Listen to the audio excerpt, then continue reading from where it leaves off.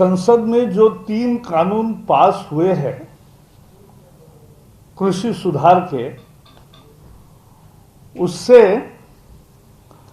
खेती का भाग्य बदलने वाला है।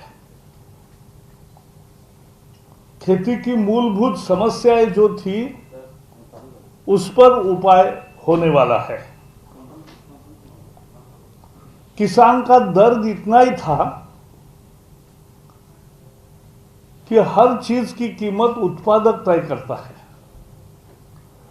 लेकिन कृषि उत्पाद की कीमत किसान तय नहीं कर सकता, बाजार तय करता है। तो ये पहली दफा इन बिलों से अधिकार मिलता है कि आप एपीएमसी में बेचें या बाहर बेचें, ये किसान का चॉइस होगा, या अनुबंध करें जिससे भी आपको अधिक पैसा मिलेगा, वो कीमत तय करने का अधिकार अब किसान का मिला है। ये सबसे बड़ा फायदा इन कानूनों का है।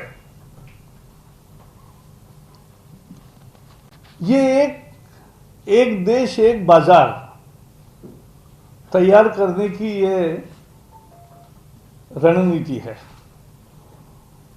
प्रधानमंत्री नरेंद्र मोदी जी की जो बड़ी देश के लिए सोच है, जीएसटी के रूप में एक देश एक टैक्स हो गया। इन कृषि सुधार के कानूनों से एक देश एक बाजार हो जाएगा। राष्ट्रीय परीक्षा, नेशनल टेस्टिंग एक करके एक देश एक परीक्षा ये किया, और एक देश एक राशन कार्ड की भी घोषणा की है। तो ये मोदी सरकार की दृष्टि है। दूसरा कानून है अनुबंध से खेती करना। अनुबंध से खेती अपनी तरीके से होगा। अनुबंध खेती की सबसे बड़ी विशेषता है कि जमीन की मालकी कभी भी दूसरे के पास नहीं जाएगी, वो किसान के ही पास रहेगी। केवल जो फसल आता है उसके बारे में अनुबंध होगा। किसान के फसल का अनुबंध होगा और वो अच्छी कीमत पर ये माल बेच सकता है। इससे क्या फायदे होंगे? पहला फायदा होगा कि नया तकनीक आएगा, नया निवेश आएगा, नए बीज आएंगे, उत्पादकता बढ़ेगी। भारत में खेती की उत्पादकता दुनिया से आधी है और बेस्ट ऑफ द बेस्ट होता है, वहां से वो 1/3 है। वो उत्पादकता बढ़ाना बहुत जरूरी है। वो तभी बढ़ेगी जब तकनीक आएगा, जब नए बीज आएंगे और जब नया निवेश आएगा। वो निवेश इस कानून से होगा। और तीसरा कानून जो किया है इस सुधार में, वो है अत्यावश्यक सुधार कानून। अत्यावश्यक कानून में सुधार किया है। ये कैसा न्याय था? जब वस्तु की भरमार होगी, बाजार में किसान को दाम कम मिलेगा, और जब किल्लत होगी तो किसान से पहले ले भी वसूल करते थे, कम कीमत में लेते थे। अब भी एक तरीके से प्याज हो या कुछ भी हो, वो जब निर्यात से अच्छा पैसा मिल रहा है उसको रोक लगाते थे। अब केवल असाधारण परिस्थिति में रोक लगाई जाएगी या नहीं तो लगाई जाएगी। भंडारण की सीमा को निर्धारण नहीं किया जाएगा। भंडारण कर सकते तो इससे दाम बढ़ेगा। किसान को दाम ज्यादा मिलने का ये तीनों सुधारों का मूल मुद्दा है। किसान को अपनी मर्जी से दाम तय करने का अधिकार, और इसलिए ये बहुत महत्वपूर्ण सुधार है।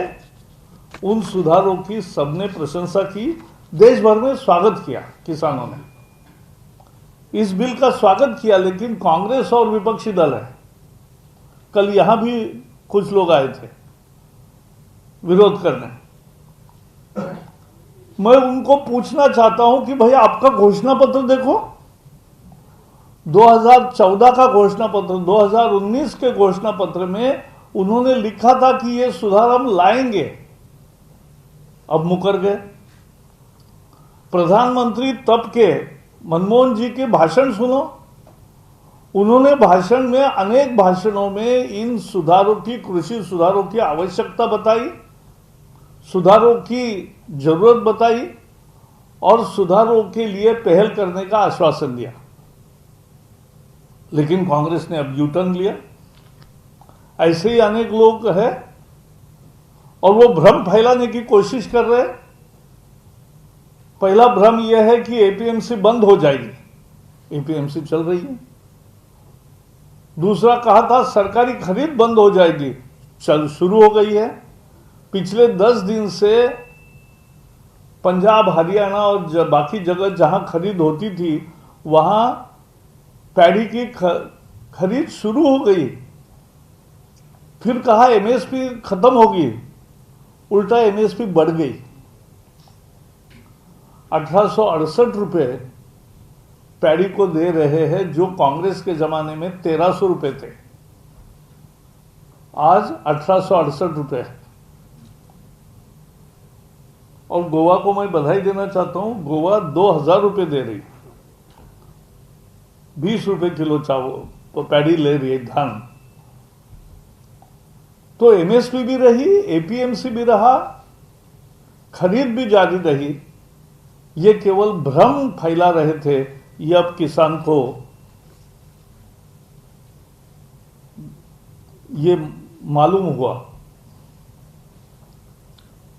क्या मूल मुद्दा था एक, कि देश की 60% जनता जिस व्यवसाय में, कृषि में संलग्न है, उनका जीडीपी में कंट्रीब्यूशन बहुत कम है, 10-15%।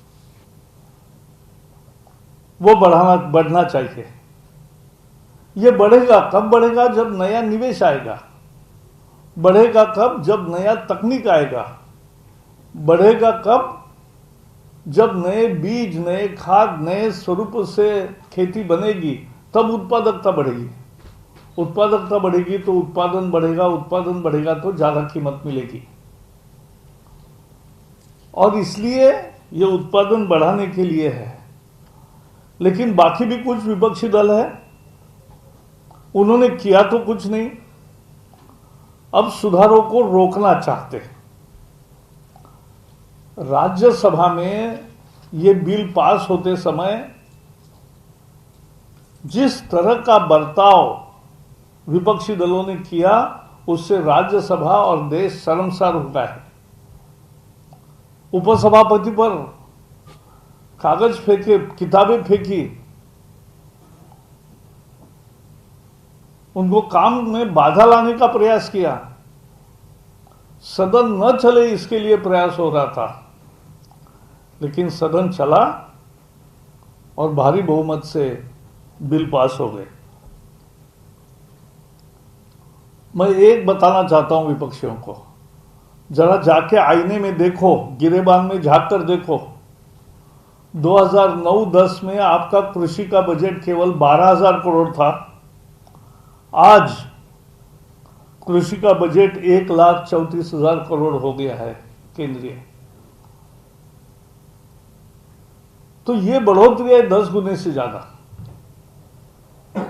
लेकिन सब अच्छा होकर भी किसका नुकसान हुआ? नुकसान दलालों का हुआ। नुकसान दलालों का हुआ। आज खेती की सबसे, किसान का दुर्भाग्य यह होता है कि उसको कम कीमत मिलती है, ग्राहक को ज्यादा कीमत देनी पड़ती है और बिचौलियों को ज्यादा मिलता है बीच में। जो उत्पादन नहीं करता उसे ज्यादा मिलता है उत्पादन करने वाले से। तो ये दलालों का नुकसान हो रहा है, इसलिए ये चिल्ला रहे हैं।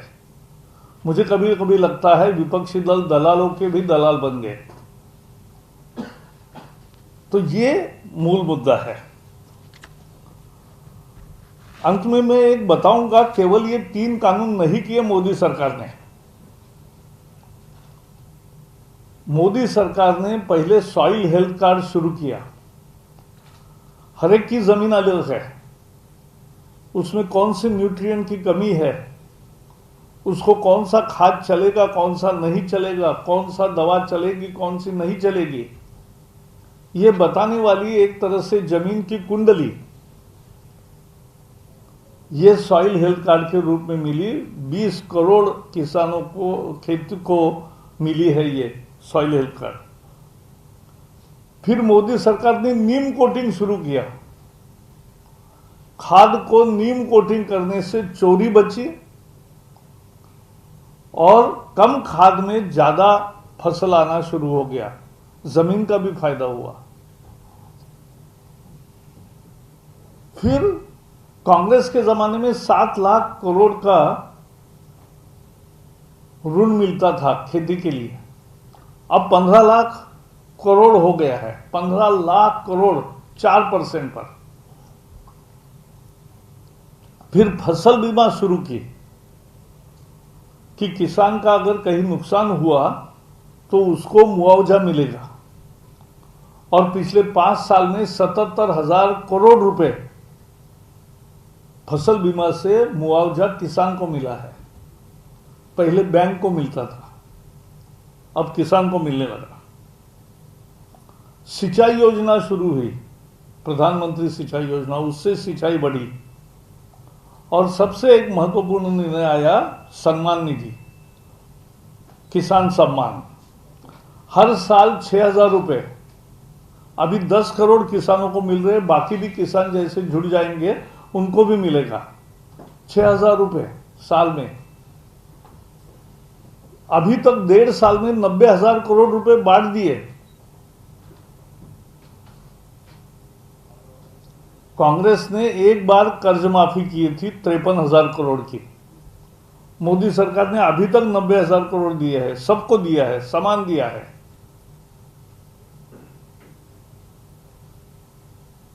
दस साल मिलेंगे, 7 लाख करोड़ रुपए इसकी कीमत होगी। कहां 53,000 करोड़ रुपए और कहां 7 लाख करोड़ रुपए। उसके साथ साथ डेयरी बढ़े, मधुमक्खी पालन बढ़े, हॉर्टिकल्चर बढ़े, फिशरीज बढ़े, इसके लिए भी प्रयास किए। ये सब पहला चरण है खेती सुधार का। दूसरा सुधार है ई मंडी। आपको पता नहीं होगा, 1,000 मंडियां जुड़ गई नेट से, और 1 लाख करोड़ का कारोबार हुआ है ई मंडियों से। एमएसपी, कॉस्ट प्लस 50%, जो फॉर्मूला स्वामीनाथन ने दिया उसका अमल मोदी जी ने किया, कांग्रेस ने नहीं किया। एपीएमसी का सुधार, अनावश्यक बंधनों से मुक्ति, आवश्यक वस्तु नियमन में सुधारना और अनुबंध से खेती की परमिशन। अब 10,000 कृषि उत्पादक संघ, फार्मर्स प्रोड्यूसर्स ऑर्गेनाइजेशंस तैयार होंगे, उसको सरकार मदद करेगी। वो अपना माल कहीं भी बेच सकती है। तो ये किसान रेलवे शुरू हुई, पूरी एयर कंडीशन गाड़ी रहती है, कोल्ड स्टोरेज मूविंग, यहां से वहां सामान ले जाते हैं कृषि उत्पाद, और फ्रेश रहता है। तो ये जो सब सुधार है, ये दूसरे सुधार है जो मूलगामी है और बहुत देर तक परिणाम करेंगे। और इसलिए कृषक को न्याय देने के लिए, कृषक को, किसान को उसका अधिकार देने के लिए, और जो अपना प्रोडक्ट का कीमत तय नहीं कर सकता था, अब अपनी प्रोडक्ट की कीमत वो तय करेगा और उसी को बेचने की आज़ादी उसको मिली है। मुझे लगता है ये सुधार का मतलब है। इसका पूरे किसान वर्ग में स्वागत है और आगे भी दिखेगा। विपक्ष पस्त होंगे, इनकी कुछ नहीं चलेगी, क्योंकि झूठ की आयु बहुत छोटी होती है, सच्चाई की आयु लंबी होती है। सच्चाई हमारे साथ है, विपक्ष के साथ केवल झूठ है। और इसलिए यही अभी मुझे बताना था, आपके सवालों का जरूर जवाब दूंगा। पहले इसी विषय पर सवाल करेंगे।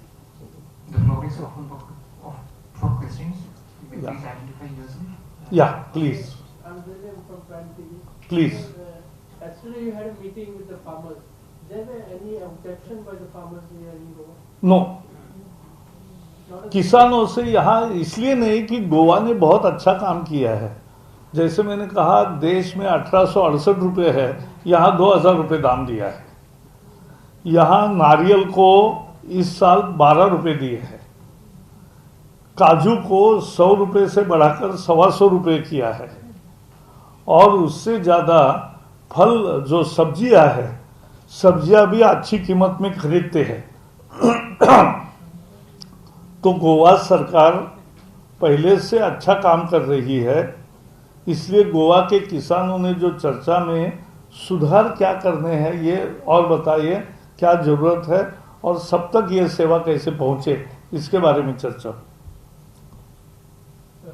जी Sir, I'm Tanzil from Goa Report. Yeah, please. Now, since you said there was no objection or nothing in yesterday's meeting, then what could be the reason for some of the farmers yesterday who was there on the road showing black cards? I will see. I don't know whether they were farmers or not, but more importantly, Congress has declared a national program to oppose these bills. But they were not- NCP has declared the program to oppose the bills. So it's a political opposition, nothing real. Sir, Bilas from Govanta. Ji please. ऐसा विरोधों का मानना है कि वो support price है वो किसानों को नहीं मिलेगा। नहीं मिलेगा। अभी पिछले 10 दिन से पंजाब में धान की खरीद शुरू हुई, हरियाणा में शुरू हुई, उत्तर प्रदेश में शुरू हुई।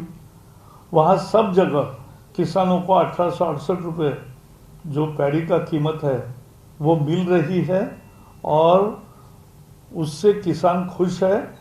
एपीएमसी भी चल रही है, एमएसपी भी मिल रही है और खरीद हो रही है, यानी तीनों चीजें चल रही है।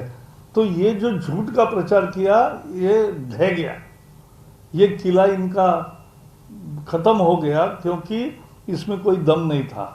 और एक question sir, essential commodities act के आधार से वो जो माल खरीद लेंगे जो भी किसान से, वो इकट्ठा करके there will be no any restriction on that, because पहले तो भंडार में तो इतना माल रखने को नहीं मिलता था। अभी रखेंगे, परमिशन है, भंडारण कर सकेंगे। उससे क्या होगा कि देखो, एक बड़ी सोच है कि अपना देश की मूल समस्या क्या है।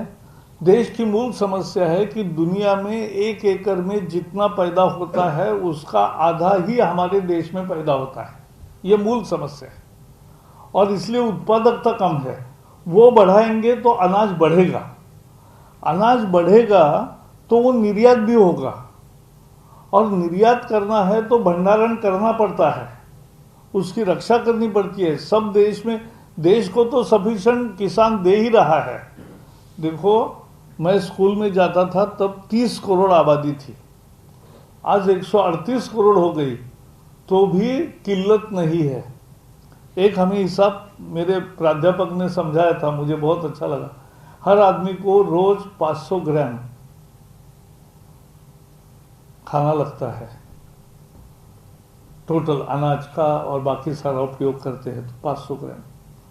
तो 500 ग्राम तो 15 किलो, 15 किलो तो साल के 180 किलो, 2 बोरी उसको लगता है। तो आज 138 करोड़ है तो 280 करोड़ बोरी तैयार हो ही रही है। तो ये अपने देश की किसान का हम पर उपकार है कि वो पूरा देते हैं देश को, लेकिन विदेश में भी जाना चाहिए। इससे आय मिलनी चाहिए, इससे जीडीपी का हिस्सा बढ़ना चाहिए, किसान के घर में और अच्छी समृद्धि आनी चाहिए। अगर ये होना है तो उत्पादकता बढ़ानी पड़ेगी। उसके लिए नया टेक्निक, नया बीज, नया खाद, नई चीज़ें चाहिए। उसके लिए नया निवेश चाहिए। इसके लिए ये बिल की है। और अत्यावश्यक सेवा का कानून भी उसीलिए सुधार किया है कि फिर भंडारण की जरूरत पड़ती है, उस पर रिस्ट्रिक्शन नहीं चाहिए। Sir, if everything is fine and everything is okay, then why one of your allies, like DLI, moved out from here? See it is a Punjab context. Punjab में कांग्रेस की सरकार है, कांग्रेस ने विरोध किया और पंजाब की एक विशेष स्थिति है, वहाँ मंडियों में अनेक लोगों की हित है और इसलिए वो हमारे यहाँ ये समस्या नहीं है, लेकिन वहाँ है इसलिए वो लोकल पॉलिटिकल कॉन्टेक्स्ट है, बाकी कुछ नहीं। यहाँ पे भी भुवनेश्वर शेतकरी संगठन है, उसने इस पे प्रोटेस्ट किया है कि हमें नहीं चाहिए।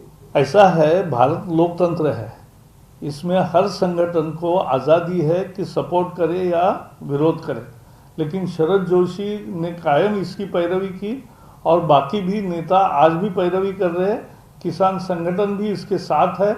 आज देश भर में कहाँ आंदोलन चल रहा है? आंदोलन थोड़ा सा पंजाब में, क्योंकि वहाँ सरकार भी उनकी है इसलिए है, बाकी सब जगह खत्म हो गया, कहीं नहीं है। और बाकी ऐसा छुटमुट काम करते हैं वो चलेगा क्योंकि लोकतंत्र है, लेकिन वास्तविकता में किसानों ने इसका स्वागत किया। मुझे बताओ कि एक बार की कर्ज माफी और 10 साल का हर साल 6,000 रुपये, 60,000 रुपये हर किसान को मिलेगा। कर्जा है नहीं है, कितना है ये नहीं देखा जाएगा। कर्ज माफी में क्या होता है, आपका 1 लाख रुपये कर्जा है तो आपको 1 लाख माफ होगा, नजदीक वाले का 10,000 है तो उसको 10,000 ही माफ होंगे, यहाँ सबको 60,000 रुपये मिलेंगे। तो ये फर्क है। कम्युनिटी से सब थोड़ा चीज निकाला हुआ है, ऑनियन पोटैटो, क्या ओनियन पोटैटो? हाँ, नहीं वो मैं बता रहा हूँ, पहले भी नहीं थे। जो प्याज ऐसा है, इस सब का ज़्यादा उत्पादन हो और निर्यात भी हो, ये भी एक उसका उद्देश्य है और देश को भी ज़रूरत है जितनी मिले और देश के बाहर भी जाए, ज़्यादा पैदा हो और हो, यही कल्पना है। हाँ बताइए जी, शेख जी बताइए। क्या होता है कि जब उत्पादन ज्यादा होता है तो फिर उस उत्पादन को प्राइस मेंटेन करने के लिए जला दिया जाता है। जैसे गेहूं के हमने देखा है, और या अनियन है, प्याज है, उसका भी उत्पादन ज्यादा होता है तो रास्ते पर खराब कर दिया जाता है। इसीलिए क्यों खराब होता था? अच्छा सवाल पूछा, आपका बहुत बधाई है। ये इसलिए होता था कि इस पर अनावश्यक बंधन थे। हम दुनिया में बेचने को जाएंगे तो मांग रहेगी और उत्पादन ज्यादा बढ़ेगा तो भी उसको मांग रहेगी। हमारे बंधनों में जो अटक गई थी, अनुबंध की खेती अलाउड नहीं थी। अनुबंध करेगा तो अनुबंध करने वाला कैसे बेचेगा ये तय करेगा, वो दुनिया में बेचेगा, वो बेचेगा तभी उसको मुनाफा होगा और तभी किसान को ज्यादा मिलेंगे। तो ये वही उसी लिए किसान को ज्यादा मिले, फेंकने की नौबत ना आए, इसीलिए ये कानून बनाए गए। और आपने और एक कहा कि जो स्टॉक रखेगा तो ब्लैक मार्केटिंग को प्रोग्रेस मिलेगा। नहीं मिलता है क्योंकि अब किल्लत नहीं है। अब बाजार में सभी सामान की इतनी मुबलक बहुतायत है कि अभी कोई किल्लत नहीं। किल्लत होगी तब ब्लैक मार्केटिंग होगी ना। अब ब्लैक मार्केट कौन करेगा? 80 करोड़ लोगों को अगर हम 2 रुपए में गेहूं और 3 रुपए में चावल दे रहे हैं, गेहूं और चावल 2 और 3 रुपए में 80 करोड़ लोगों को दे रहे हैं, फूड सिक्योरिटी इतनी है तो कौन कालाबाजारी करेगा उसकी? आप भी देखो 10 रुपया 5 रुपया प्याज बेच रहे थे गोवा में। गोवा में प्याज का उत्पादन नहीं है, आज 40-60 रुपया लोग दे रहे हैं। देखो, एक हमें ये भी समझना पड़ेगा कि किसान को भी कीमत भी चाहिए और ग्राहक को भी सस्ता चाहिए, इसीलिए तो फूड सिक्योरिटी लाई है। 2 रुपए 3 रुपए में जब सरकार चावल और गेहूं बेचती है, राशन में 80 करोड़ लोगों को देती है, हर व्यक्ति 5 किलो, तो ये जो देती है ये सब्सिडी के साथ होता है। किसान को हम 20 रुपए दे रहे हैं और 20 रुपए पर प्रक्रिया करके चावल बनाकर बेचने में कुल मिला के 30 रुपए खर्च होता है। 1 किलो चावल की कीमत सरकार को 30 रुपए पड़ती है, वो 3 रुपए में दे रही। 20 रुपए पड़ती है गेहूं की कीमत, वो 2 रुपए में दे रही है। तो ये जो काम कर रहे हैं, इसके लिए एक व्यवस्था हमने तैयार की, तो गरीब को अन्याय नहीं होगा, लेकिन किसान को भी तो न्याय मिलना चाहिए, नहीं तो किसान को दाम ही नहीं मिलेंगे। यही है। सबको बहुत बहुत धन्यवाद। नमस्कार, मैं हूं मानक गुप्ता। अगर आपको हमारा ये वीडियो पसंद आया हो तो इसे लाइक और शेयर जरूर करें, और हाँ, हमें सब्सक्राइब और फॉलो करना ना भूलें, ताकि आप देश और दुनिया की कोई खबर मिस ना करें। तो जुड़े रहिए हमारे साथ और देखते रहिए News 24।